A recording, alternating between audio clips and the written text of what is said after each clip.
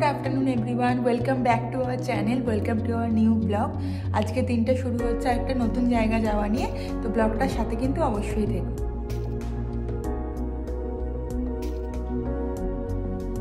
এখন টাইম হচ্ছে ওই বেলা 1:30-2 মতো, আর আজকে আমরা যাচ্ছি হচ্ছে Niagara on the lake. Niagara ফলসের নাম তো আপনারা অনেকেই আমার ভিডিওতে অনেকবার দেখেছেন এবং শুনেওছেন। তো আজকে আমরা নায়াগ্রা ফলস নয়, নায়াগ্রা ফলসের পাশেই নায়াগ্রা অন দ্য লেক বলে একটা শহর রয়েছে, সেখানে যাচ্ছি।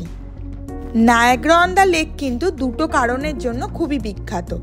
1 নম্বর, নায়াগ্রা অন দ্য লেক হচ্ছে অন্টারিওর একটা প্রিটিয়েস্ট টাউন, আর সেকেন্ড কারণ রয়েছে এখানে রয়েছে প্রচুর পরিমাণে ওয়াইন ভিনিয়ার্ড, মানে ওয়াইন তৈরির ফার্ম। যাওয়ার পথে দেখতে পাবেন এখানে আঙুরের কত বাগান রয়েছে। আমরা প্রায় পৌঁছে গেছি হচ্ছে নায়াগ্রা অন দ্য লেক সিটির মধ্যে, আর দেখুন শুরু হয়ে গেছে হচ্ছে আঙুরের বাগান। আমরা এখন মেন সিটিতে পৌঁছে গেছি, আর এখানেই নায়াগ্রা অন দ্য লেক, মানে যেখানে নায়াগ্রা নদীর উৎপত্তি রয়েছে তার একটা লেক শো রয়েছে। প্রথমে আমরা সেখানে যাব, কিছুক্ষণ বসবো, তারপরে এখানকার ডাউনটাউনটাও একবার ঘুরে দেখব। পৌঁছে গেছি আমরা, আর গাড়ি থেকে নেমেই গেছি। এখান থেকে ওই মোটামুটি 10-12 মিনিটের ওয়াক আছে লেক শোর অবধি পৌঁছানোর জন্য। চলুন তাহলে যাওয়া যায়। আর দেখুন এখানে কিন্তু প্রচুর ঘোড়ার গাড়িও চলে। ডাউনটাউনে গেলে অবশ্য আরও দেখতে পাবো, তবে নেমেই কিন্তু একটা দেখতে পেলাম।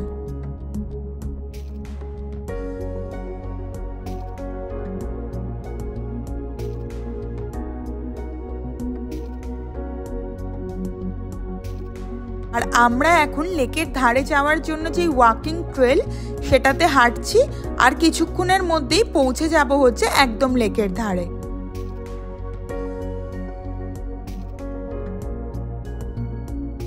হাঁটতে হাঁটতে পৌঁছে গেছি প্রায় লেকের ধারে, আর এই ডান দিকটা কনস্ট্রাকশনের কিছু কাজ চলছে বলে ডান দিকে যাওয়া যাবে না, বাঁ দিকেই লেক ধার বরাবর হাঁটতে হবে।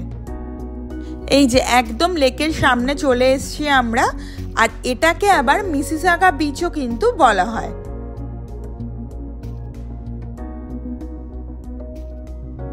আজকে যেহেতু টেম্পারেচার ওই 12-13 ডিগ্রি মতো, তো সবাই কিন্তু বেশ সাইকেল নিয়ে বেরিয়ে পড়েছে।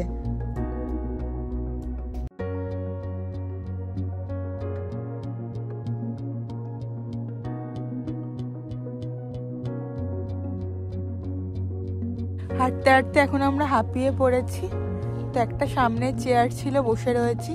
এখন এতটা যেতে হবে আমাদেরকে। তোমাদেরকে আরেকটা জিনিস বলি, এই লেকটার নয় অপোজিট সাইডে পুরো সিএন টাওয়ার দেখা যাচ্ছে, মানে ভিডিওতে বোঝা যাবে না কিন্তু অ্যাকচুয়ালি দেখা যাচ্ছে।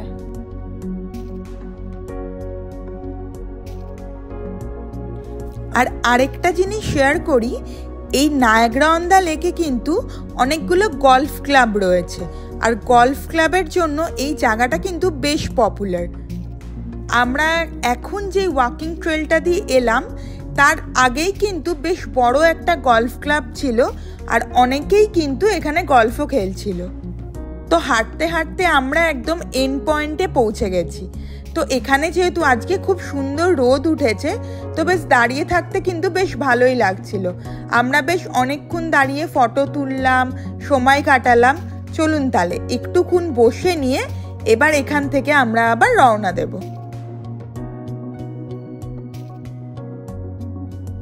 আবার গাড়িতে উঠে পড়েছি আমরা। এখান থেকে এখন আমরা যাব হচ্ছে ওই যে বলেছিলাম নায়াগ্রা অন দ্য লেকের ডাউনটাউনটাও একবার ঘুরে দেখব। তো ওখানকার ডাউনটাউনটা একবার যাব, কিছুক্ষণ সময় কাটিয়ে তারপর আবার ওখান থেকে চলে আসব। পৌঁছে গেছি হচ্ছে আমরা ডাউনটাউনে, আর ডাউনটাউনটা কিন্তু বেশ হ্যাপেনিং। একে তো উইকেন্ড আছে, আর তারপরে যেহেতু আজকে ওয়েদারটাও অনেকটা বেটার, তো তার জন্য প্রচণ্ড ভিড় কিন্তু আজকে ডাউনটাউনে। সমস্ত রেস্টুরেন্টগুলো ফুল রয়েছে। তো আমরা এখানেই একটু হাঁটবো ডাউনটাউনটা, আর ভালো করে ঘুরেও দেখবো।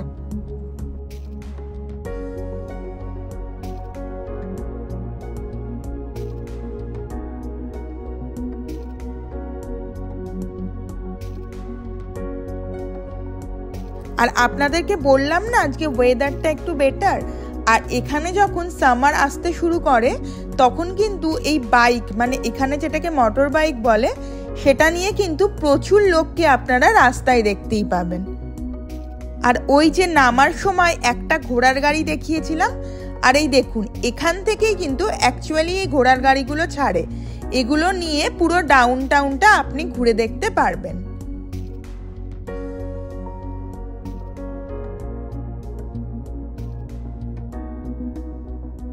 চলুন, অনেকক্ষণ বেশ সময় কাটালাম ডাউন টাউনে, খুব ভালো লাগলো।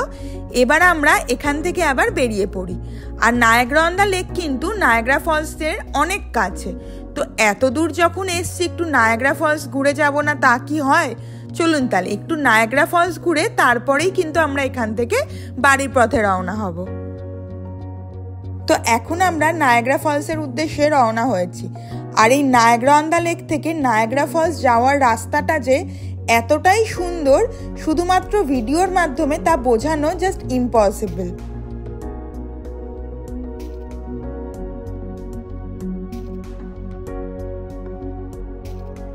এখন আমরা যেখানে দাঁড়িয়েছি সেটা হচ্ছে একটা নায়াগ্রা রিভারের ভিউ পয়েন্ট, আর এই জায়গাটার নাম হচ্ছে কুইনস্টোন।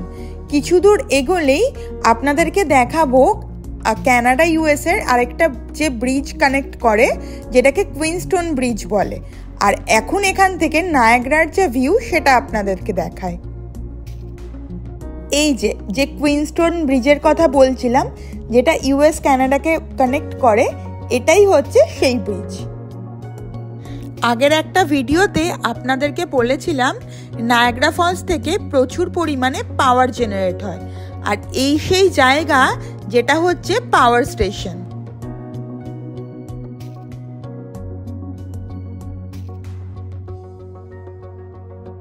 আবার আমরা গাড়িতে উঠে গেছি নায়াগ্রা ফলসের জন্য। এবার আর আমরা কোথাও থামবো না, সোজা যাব হচ্ছে নায়াগ্রা ফলসের সামনে। পৌঁছে গেছি আমরা, আর গাড়িও পার্ক করা হয়ে গেছে। আর এই যে স্কাই হুইলটা দেখতে পাচ্ছেন, এটাই নাকি নায়াগ্রা ফলসের খুব সুন্দর ভিউ পাওয়া যায়। ইচ্ছা আছে আজকে একবার ওঠার, যদি সময় থাকে। পৌঁছে গেছি সেই পরিচিত নায়াগ্রা ফলসের সামনে।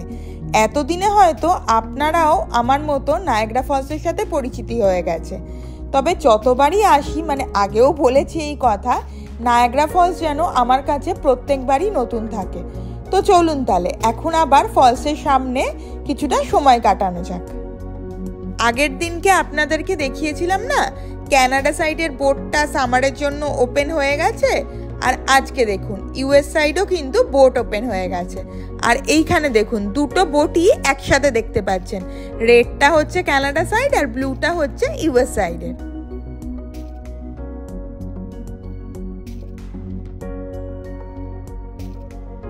নায়াগ্রা ফলসের সামনে এই ধরনের বাইনোকুলার মেশিন কিন্তু অনেক রয়েছে, যেটা এই দিকে মানে কানাডা সাইডেও রয়েছে, আবার ওই দিকে ইউএস সাইডেও কিন্তু রয়েছে।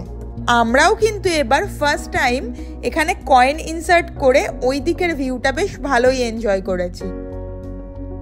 এই মেশিনগুলোতে ওই 2 টাকার কয়েন ইনসার্ট করে কিছু সময়ের জন্য ফলসের একদম জায়েন্ট ভিউ দেখা যায়, আবার অপোজিট সাইড মানে ইউএস সাইডেরও কিন্তু ভিউ দেখতে পারবেন।